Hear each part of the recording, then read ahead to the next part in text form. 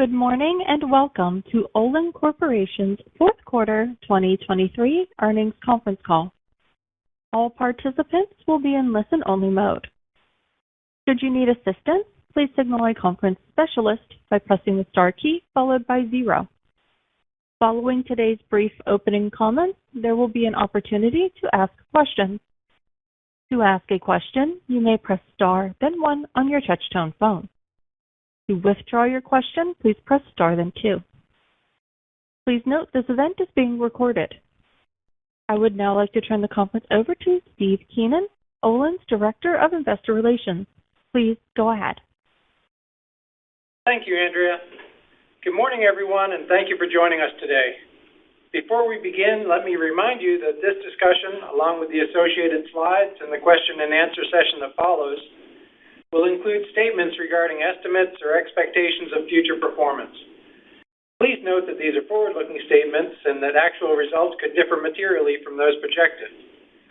Some of the factors that could cause actual results to differ from our projections are described without limitations in the Risk Factors section of our most recent Form 10-K and in yesterday's fourth quarter earnings press release. A copy of today's transcript and slides will be available on our website in the Investors section under Past Events. Our earnings press release and other financial data and information are available under Press Releases. With me this morning are Scott Sutton, Olin CEO, and Todd Slater, Olin CFO. I'll now turn the call over to Scott Sutton to make some brief remarks, after which we'll be happy to take your questions. Thanks, Steve, and good morning to all. In the fourth quarter, the Olin team delivered the 4 items that were promised, which were $210 million of adjusted EBITDA, overcoming a negative $100 million EBITDA impact from our purposeful Value Accelerator initiative, stopping the decline of ECU values as a result of our Value Accelerator initiative, completing the remaining purchase of 10% of our outstanding equity in 2023, and setting the company up for a 2024 that is better than 2023. We start that setup by making the first quarter of the new year better than the fourth quarter of the past year.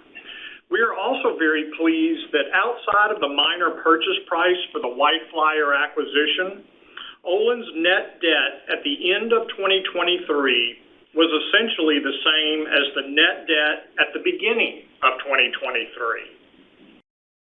Since this could well be my last Olin earnings call, I wanted to remind everyone that Olin has a very unique value creation equation of lifting people to a higher level of fulfillment, delivering value on a contemporary basis through a novel idea pipeline, and practicing absolute leadership in commerce.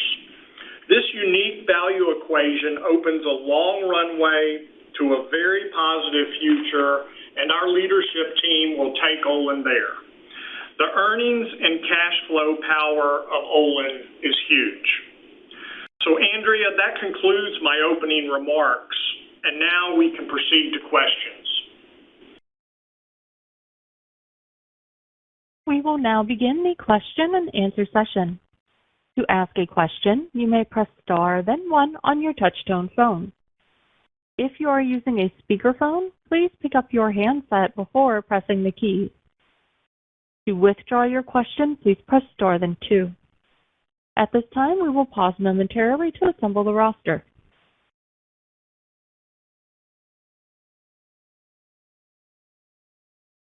And our first question comes from Arun Viswanathan of RBC Capital Markets. Please go ahead. Great. Thanks for taking my question. Good morning. So I guess I just wanted to ask first on the guidance. So it looks like you're expecting some growth in 24. How do you see that proceeding? Looks like your Q1 guidance is a little bit below where we were expecting. So I know that you're implementing the Value Accelerator initiative, so maybe you can just kind of walk us through some of the growth you expect as you move through the quarters of 24. Yeah. Good morning, Arun. Happy to do that. I mean, we're really forecasting some profit growth, right? And, if you just walk through the three businesses, and I'll just start with Winchester. I mean, we are right in the middle of doubling our military business, and that is on track, both domestically and internationally. In the commercial side of that business, demand stays rather high. And on top of that, we have the White Flyer acquisition for a full year. And on top of that, there's going to be a shortage of propellant across the industry this year. And Winchester is well positioned to take advantage of that. So we feel really good about the profit growth in Winchester. Look, in epoxy, it's, much more a self-help story. We're not necessarily anticipating demand growth, but clearly the restructuring work that we did is applicable for a whole year.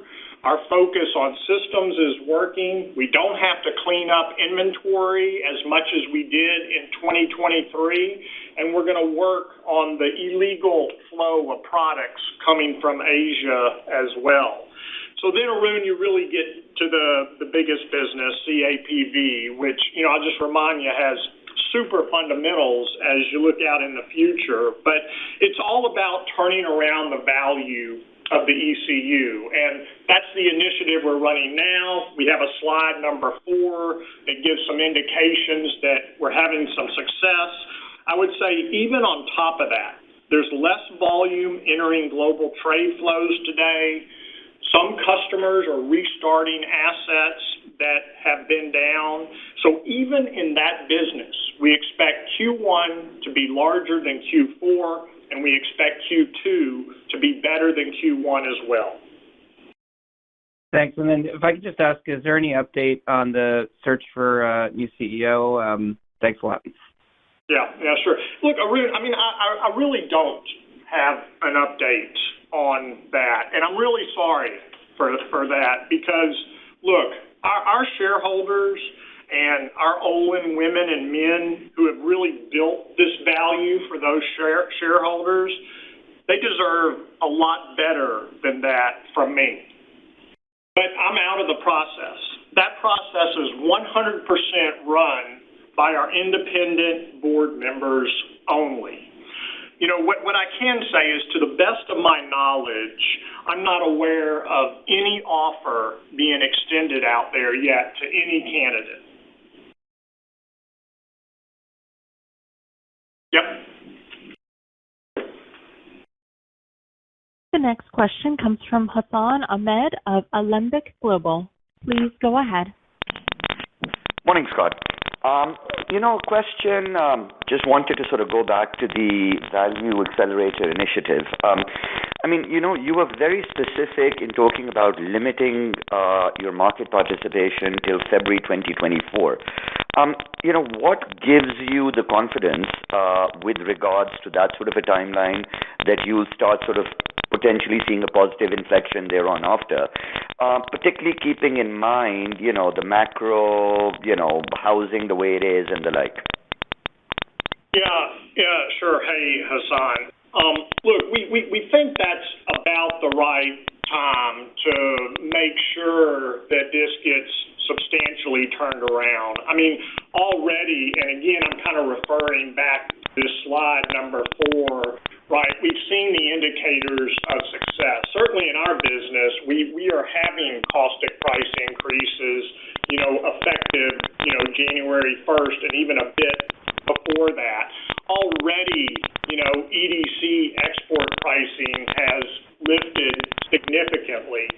But for some of the public trade indices, that's still just projection, though it's their projection, not our projection now.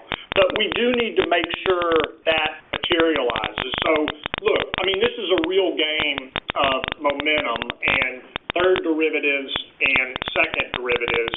And we're just going to make sure that, we deliver a bit more oomph behind that momentum. And that's why we're extending it a bit into the first quarter. Got it. And just wanted to get a bit more sort of quantitatively specific about, the 2024 guidance that you gave. I mean, you're sort of alluding to, north of 1.3 billion in EBITDA in 2024. And, if I were to just use sort of Q4 as a starting point, you did 210 million in EBITDA in Q4. So I annualize that, and you're at 840 million, right? And to get to north of 1.3 billion, you need an incremental, call it 460 million in EBITDA, right? So I'm just trying to understand where that increment really comes from. I mean, I know that in the slides that you guys presented, you referred to the sort of the value sort of enhancement initiative being, call it 100 million a quarter worth of a penalty. So is it primarily you guys sort of stopping to partake in that initiative post-February and most of that EBITDA coming from there? Or are you sort of looking for some margin help from the market as well?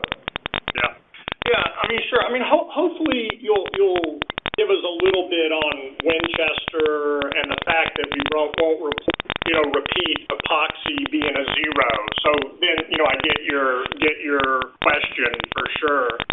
I would also think a little bit about some of the math even behind this. We took our operating rate down to roughly 50% from around 60% in the fourth quarter, and that was a $100 million penalty.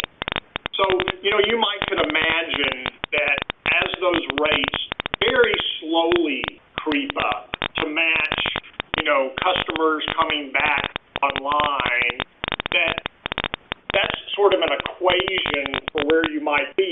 $100 million penalty for one quarter to change the rates from 50 to 60%.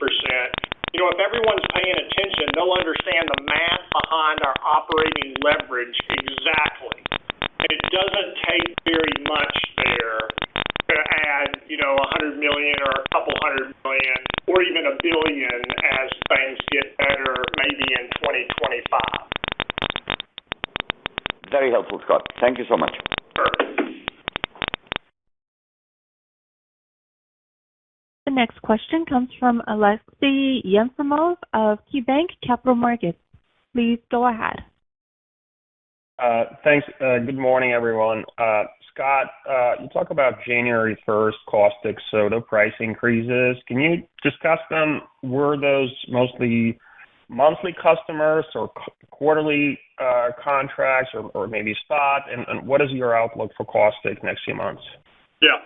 Hey, Aleksey. Yeah, I mean, look, I would say it's some of all of that. In fact, even though we put January 1st, some of that success happened, earlier than that. And while it's across, a number of customers, I mean, please understand that we still have a lot of work to do there.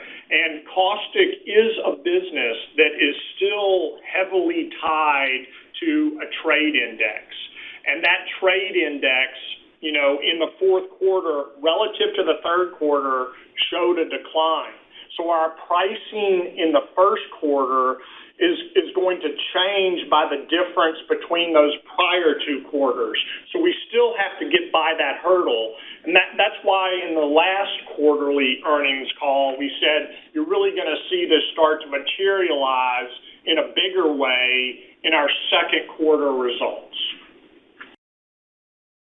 Thanks, Scott. And on the chlorine side, there's a consultant's view of declines for the year. What is your outlook and level of confidence in the outlook for the next few quarters as well? Yeah. Well, I mean, the chlorine and chlorine derivative sides are, still the weaker side of the ECU.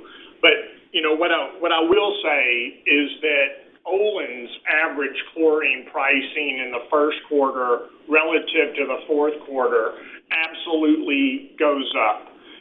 Some of that is because, we've been able to renegotiate pricing in some contracts that expired at the end of the year. Some of that is because, we ran this value accelerator initiative, and the only way to pull out of the market was actually to pull out of some of our higher priced business because it was more spot in nature. But at least on our base business that continues without a contract change, that pricing doesn't go down either. Nothing is getting worse in terms of chlorine pricing. Okay, thanks a lot. Sure. The next question comes from Steve Byrne of Bank of America. Please go ahead. Yes, thank you. Scott, I was curious about this prolonged trough in PVC demand. Is that representing a bit of a challenge for you to negotiate maybe a partnering opportunity downstream post the end of the Dow agreement in another year?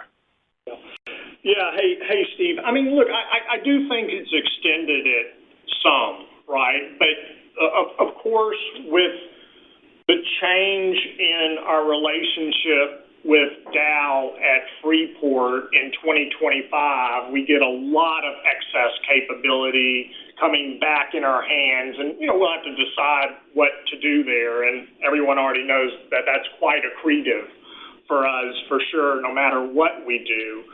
So that comes available. I would say, in addition to that, we have a tremendous amount of VCM that's going through a pipeline to one customer, and all of that ends in 2030 as well. So we're getting close to being able to match up with a different PVC operator. So instead of spending $6 billion on a completely integrated world-scale facility, someone has the ability to spend 20% of that to get in business in a world-scale PVC plant. So I think the timing is okay. We wish it was a bit faster, but you're right. I mean, the situation in the world right now has just slowed down some of those activities.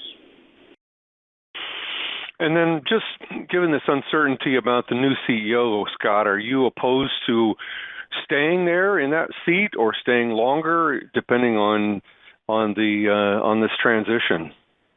No, I'm not. Okay, thank you.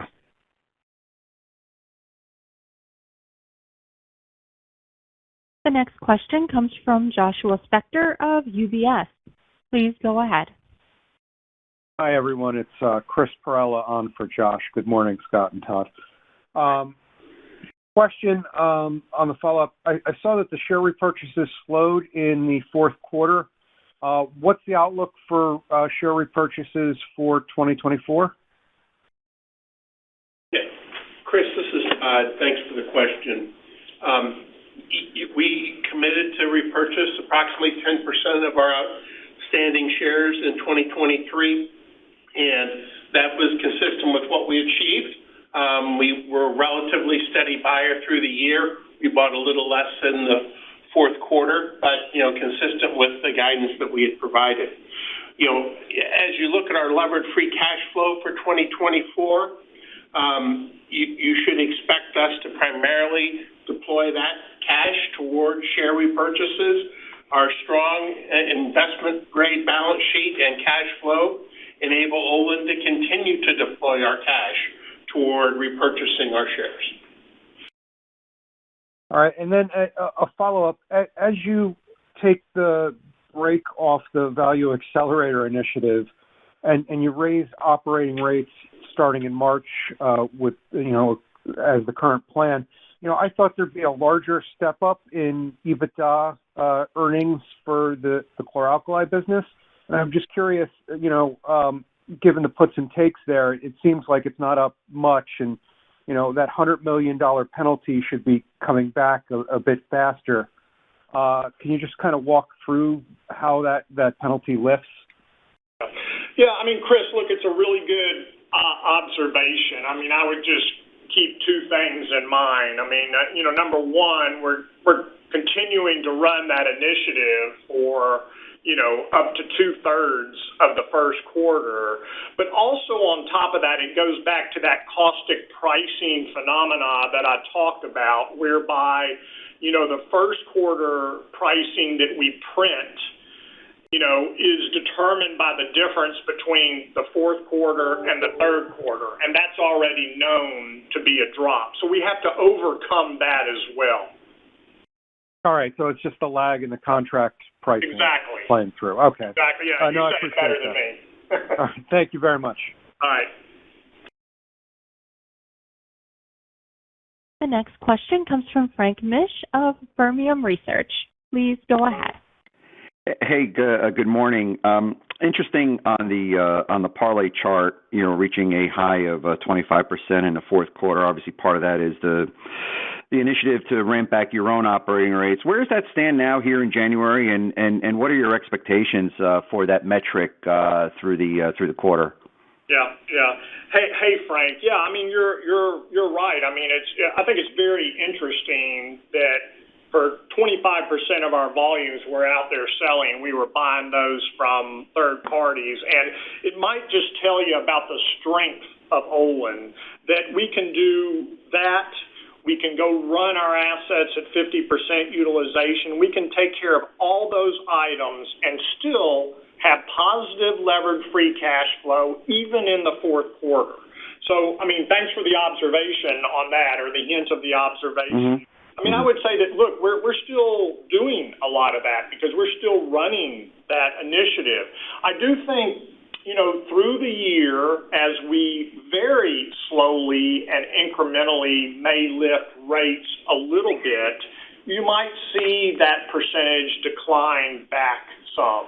We're unlikely to be at a 25% purchase of all of our volumes from other parties over a long period of time. It'll probably settle at something lower than that. Okay, great. And then as you assess the underlying market demands by region, you had indicated the last time, that things were rather slow and so forth. How is it standing here in January, and what are your expectations? What is actually embedded, in terms of underlying demand as you think about 24 being better than 23 overall? Yeah. Well, I mean, look, in Winchester, there's a demand increase in military, just to, sort of put that one to bed. We haven't planned on any demand increase in epoxy, right? That's a self-help type of work. Even in chlor-alkali, very limited demand recovery, but I will just say that sentiment is a little bit better here at the start of the year. Customers are restarting. Two of our larger customers that have large offtakes have been down for many weeks, and in fact, they're restarting. There's some light confidence, I'd say, in home builders, where at least maybe that doesn't go the wrong way. So there's just not a lot of strength in demand built in our outlook, Frank.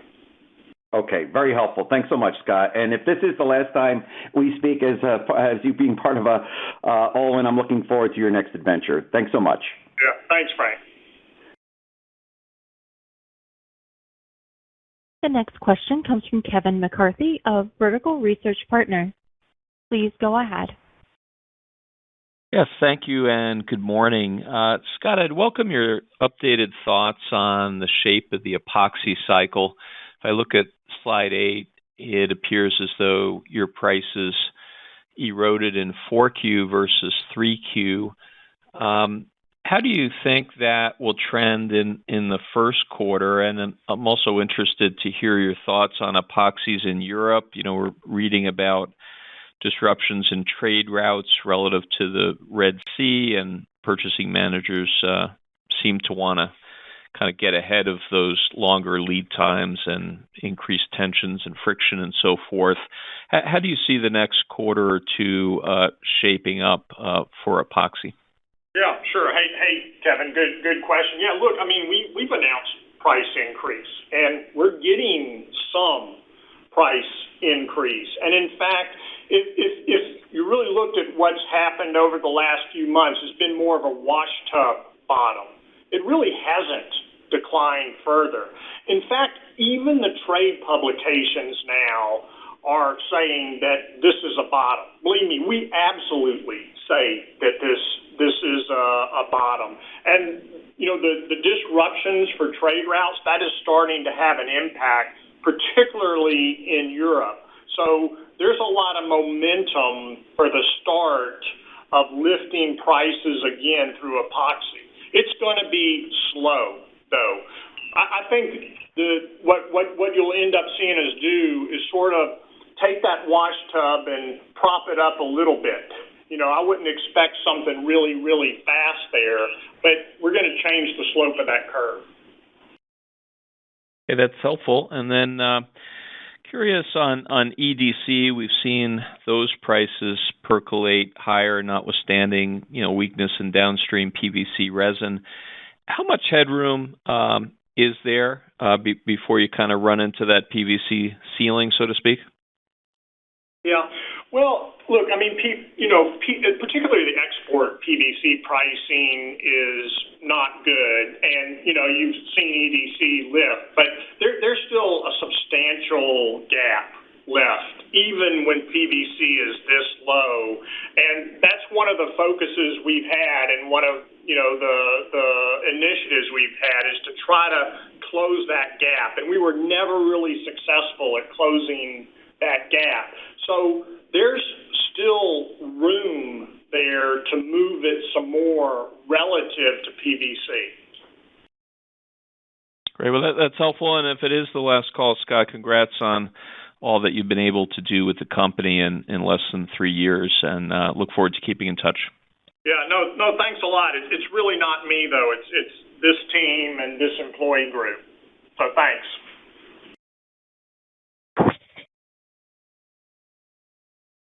The next question comes from David Begleiter of Deutsche Bank. Please go ahead.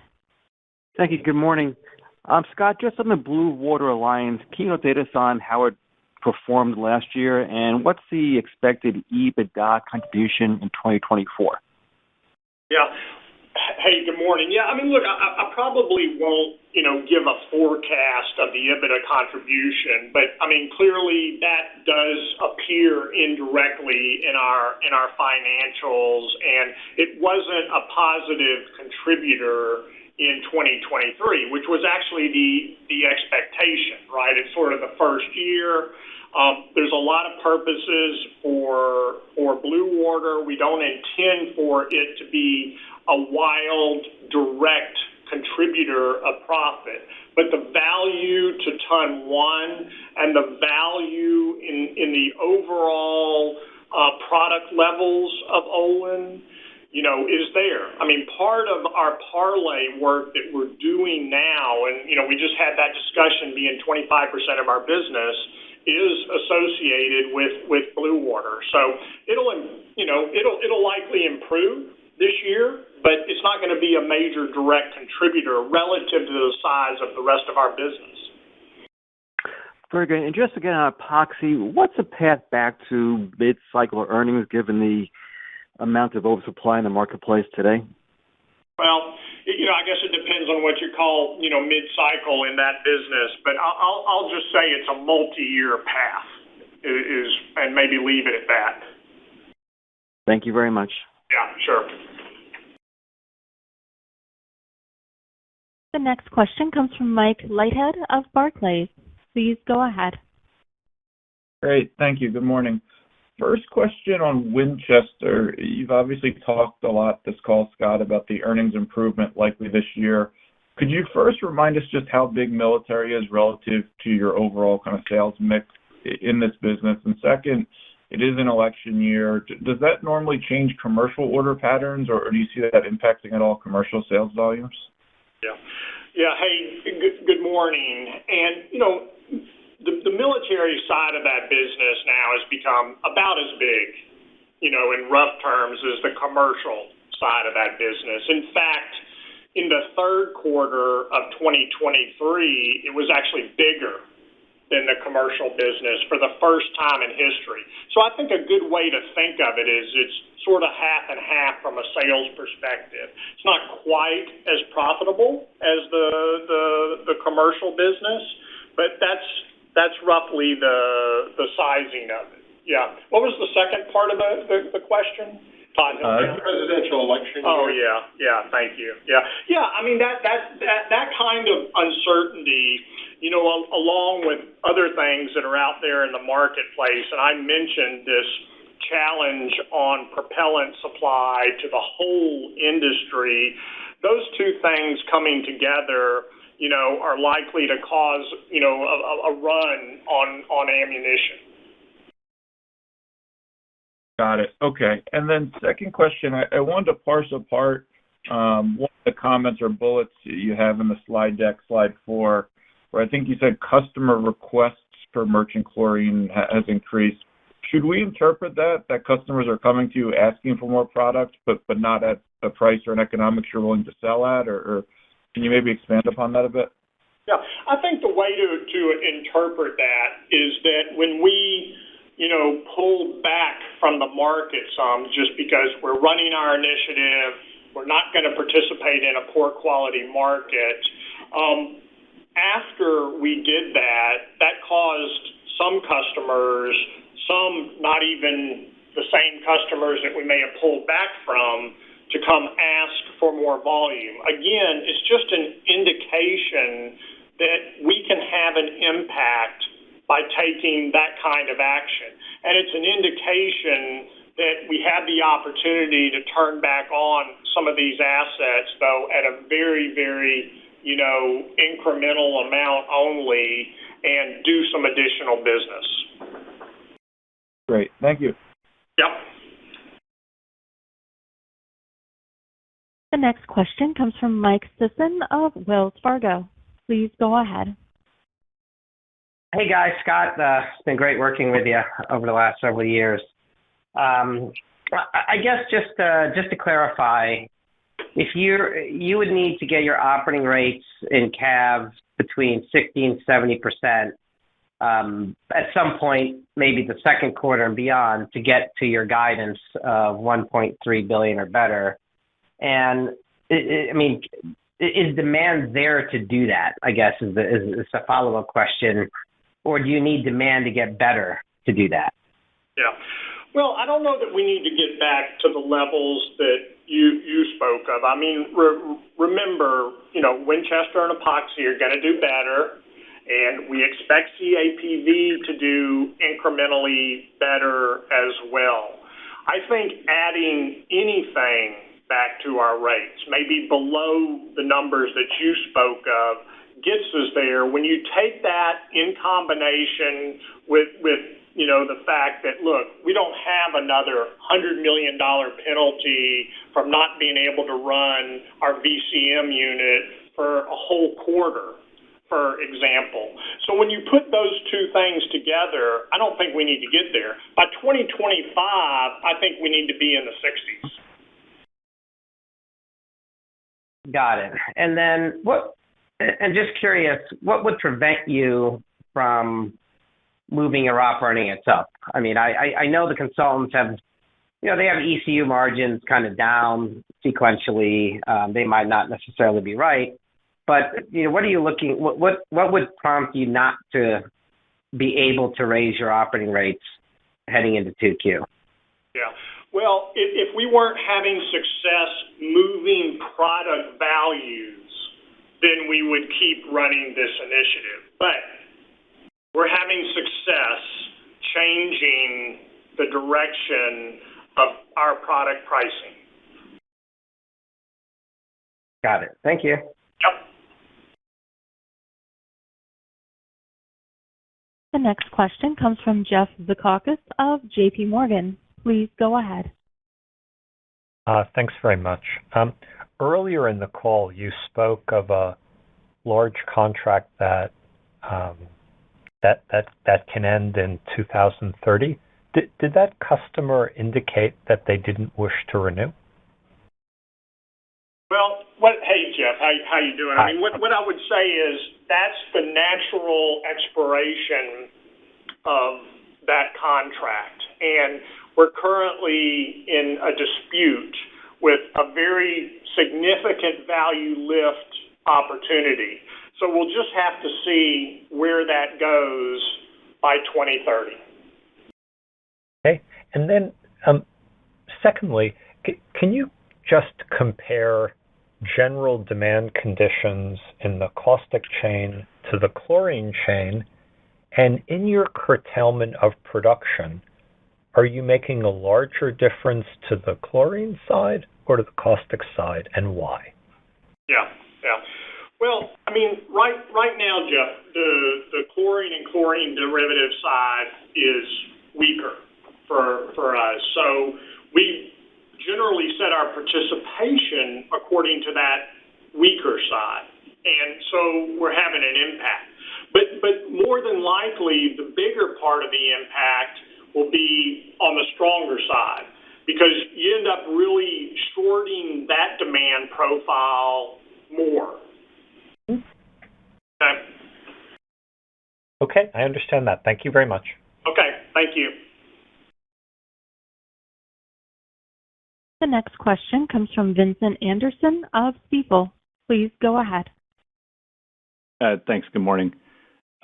So, maybe you have a different view, but it looks like China is probably still planning a fair amount of capacity up and down the epoxy value chain over the next few years. So, to me at least, it would appear that trade protections might be necessary even if we did see some amount of demand recovery.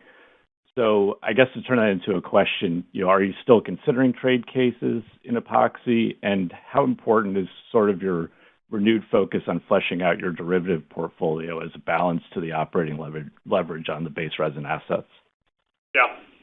Yeah, sure. I mean, no, we're absolutely doing more than considering that, right? I mean, look, effectively, this is illegal product trade flows coming into both Europe and the U.S., and, this has to be stopped.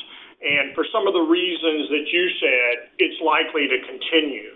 So, we're absolutely gonna pursue that. I think in terms of getting rates up, we've reduced our on-the-ground capacity quite a bit, and we're using our systems portfolio to get some operating leverage back across our base resin. I think that was the second part of your question. Yeah, it was. And very helpful. Thank you. If I could ask one other one, maybe too early on this, but we're reading about the Chinese ramping up capacity of sodium-ion battery production. I'm curious if you've seen any meaningful change in their sodium markets, whether that's coming from the caustic side or maybe they're using soda ash, but just anything you can shed a light on, because it's still a bit of a black box on our end. Yeah, and I probably can't help that much on that specific of an item, right? But what I can say is, the ramp up of battery production and battery recycling is probably the largest growth item we have across our, chlor-alkali portfolio. There's a demand for more caustic in many of those applications. There's also an additional demand for hydrochloric acid in those as well. So it's probably the premier growth item over the next 10 years in this business. All right. Well, thanks, Scott. I appreciate it. Sure. The next question comes from Matthew Blair of TPH. Please go ahead. Hey, good morning, Scott. So slide 8 shows caustic holding as a strong side of the ECU again this quarter. I think in the past you said you like it when that gap is pretty wide. So could you talk about what you're seeing in the market now, and is that gap widening out, or is it narrowing? Give me a little clarification. I missed the gap between what two things? Oh, the gap between chlorine and caustic in the ECU, and which is the strong side and which is the weak side. Yeah, sorry. Yeah, I appreciate that. And, I mean, first of all, Olin does do better when, there's a difference in the supply-demand profile on the chlorine side of the ECU versus the caustic side of the ECU.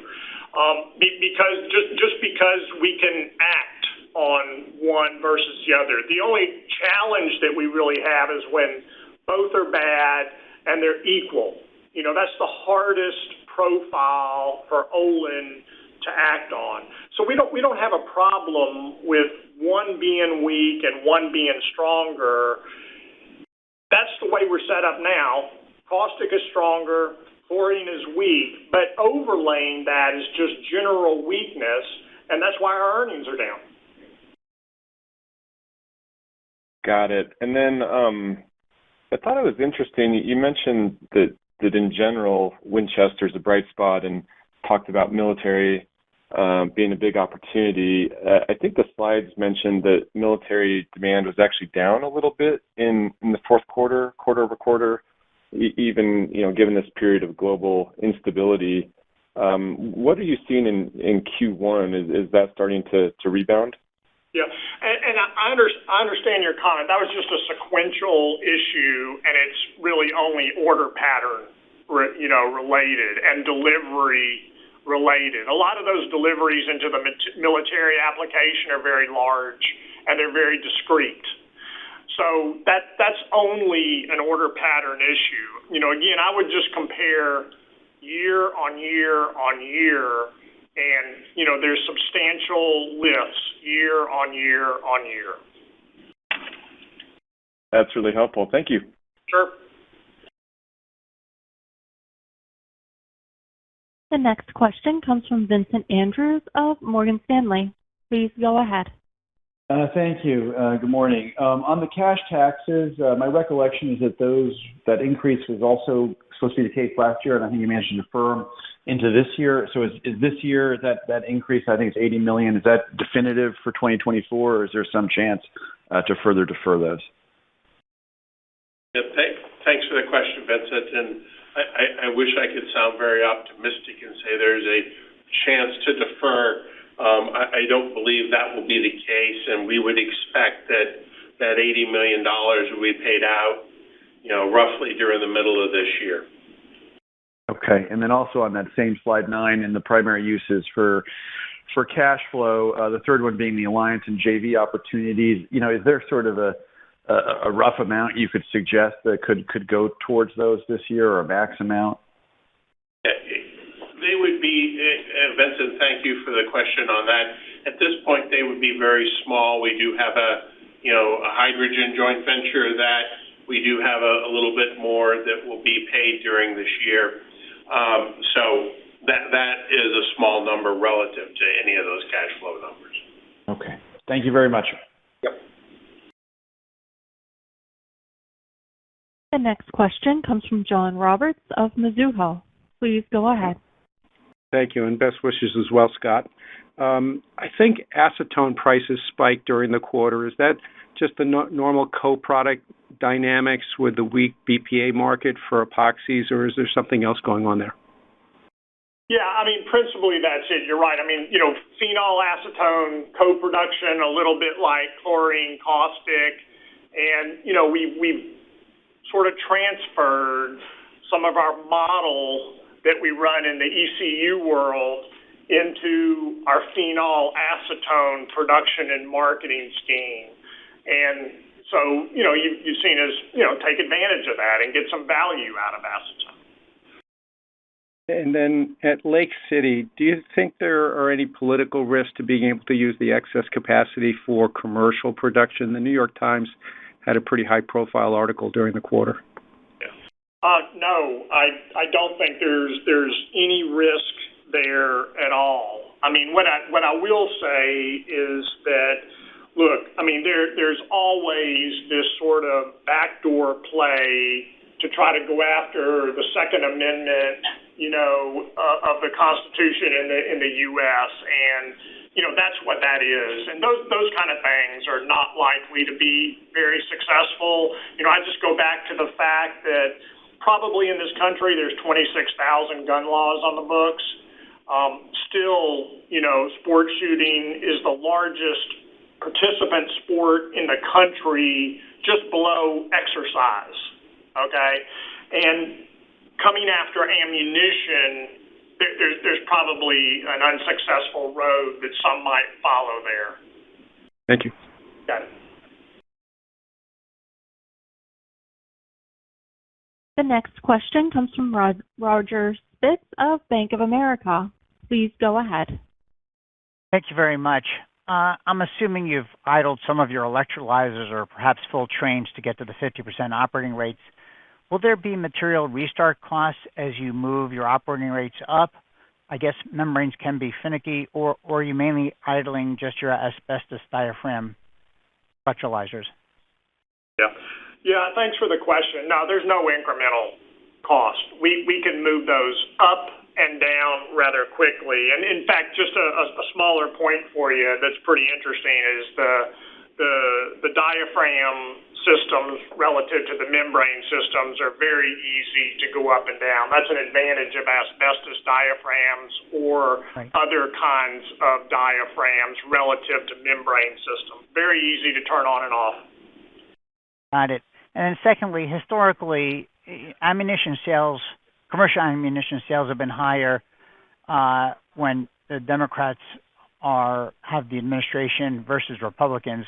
You know, do you have any view of how much EBITDA is in Winchester attributed to the fact that we currently have a Democratic administration? Well, I would say not really. I would say it's more attributed to the fact that there's, at least 15 million new participants doing sport shooting in this country.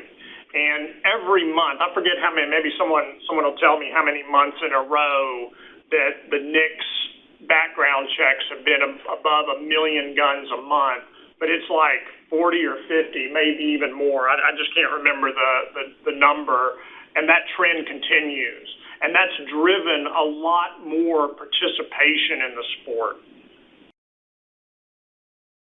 Very much. Yep.